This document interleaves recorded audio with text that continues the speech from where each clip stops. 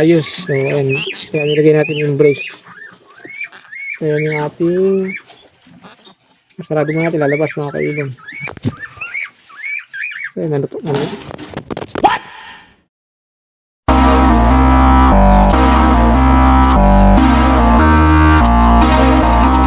Good evening mga kaibon. So welcome back sa aking YouTube channel, ang Ken Mini Avery. Ayan. So for today's video ay update tayo dito sa ating mga ibon. So bali nga pala kanina mga kaibon, naglinis tayo ng mga poop tray. So tinanggal natin yung mga poop tray nila. So yung mga libag tinanggal din natin. So medyo madami na talaga yung libag. So halos 1 month tayong nakapag linis dahil nga sobrang busy natin mga kaibon. So kaya tinanggal din natin yung mga ano, pero hindi pa natin talaga totally na nalinis talaga. So tinanggal ko rin yung mga dun So yan, medyo malinis sa kanin, medyo walis-walis ng konti.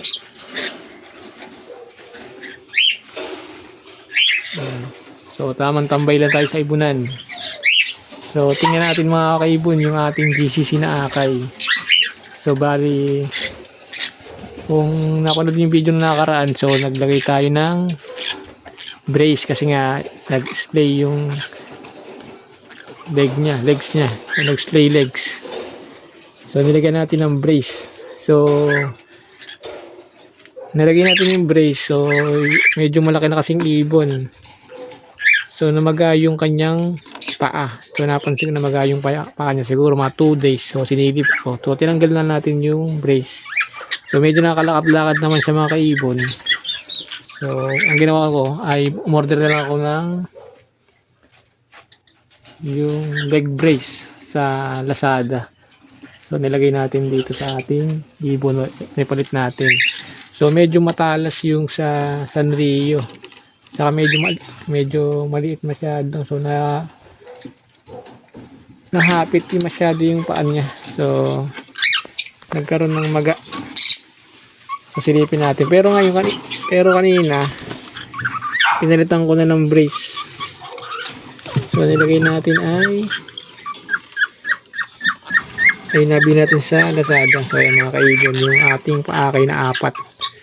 So ang laki na. So ayan, so yung parents niya.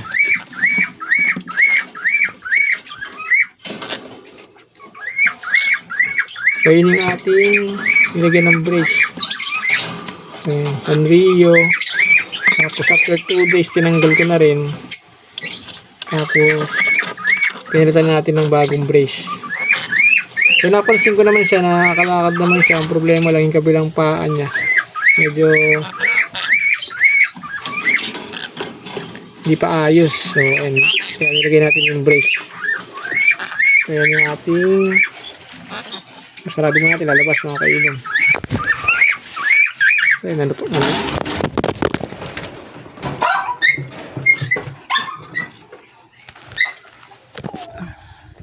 Ito na nga mga kaibon yung ating splay leg na GCC. So yan, so laki na. So ito yung kanyang brace. So yan mga kaibon. So yan, so ito yung nabili natin leg brace sa Lazada. So yan, ganyan lang itsura niya mga kaibon. So maganda naman yung kanyang pagkakalagay, saka yung brace. So yung brace na nga pala ito mga kaibon ay 6mm. So medyo malaki na yung binili ko kasi nga yung GCC na ganito malaki talaga. So laki pati ng paa niya. So ito na yung naisip kong bilhin.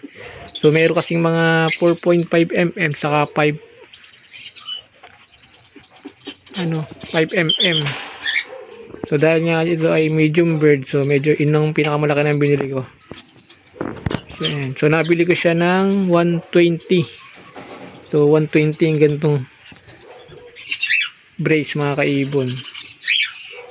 So ayan. So first time ko lang gumamit ng ganitong brace kasi nga yung ating ginagamit na brace ay DIY. Ayan.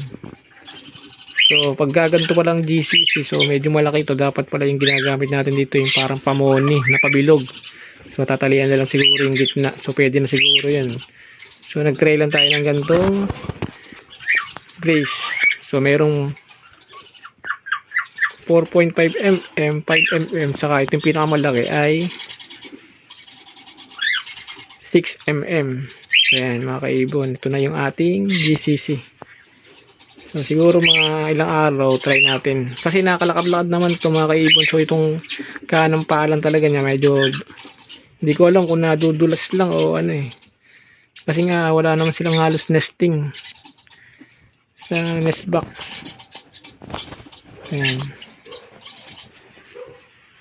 So ibabalik natin mga kaibon. So kanina kasi ano, gusto lumabas ng parents kaya sinara natin. So balik ko na muna.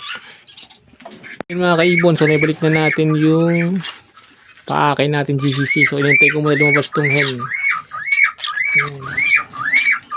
So medyo matatapang to mga kaibon kasi nga ito galing sa hunted. Ayan. So yung dalawang yan galing hunted. So dito naman sa kabilang kulungan mga kaibon, so meron na rin tayo paakay dito mga kaibon. So nadagdagan yung ating breeder na Opa Ino. So dahil meron tayo dating mga paakay dati na Opa Ino, so sila yung nagpares mga kaibon. So ayan. So meron silang akay ngayon na 3 mga kaibon. So ito yung ating mga paakay dati na ngayon breeder na. So mga Opa line na split sa Ino. So silipin natin yung kanilang akay. So ayan, nag-lay siya noong January 15, February 5 ay napisa yung kanilang akay. So ayan mga kaibon, meron silang 3. So ang kagandahan nito mga kaibon ay first time lang nilang first clutch lang nila. So first time nila magpaakay. So napagpalabas agad sila ng visual. Ayun, so visual na Lutino Opa line. Dahil itong paresan itong mga kaibon is back to back na Opa split sa Ino. So yan, so meron silang 3 paakay. So medyo madungis itong dalawa. So tingin ko Opa line din naman tumakaw, yung madungis lang talaga dahil na back to back naman yung parents nila. Saka ayan, Lutino Opa line. So ayan, first clutch nila yan mga kaibon. So nadagdagan yung ating breeder.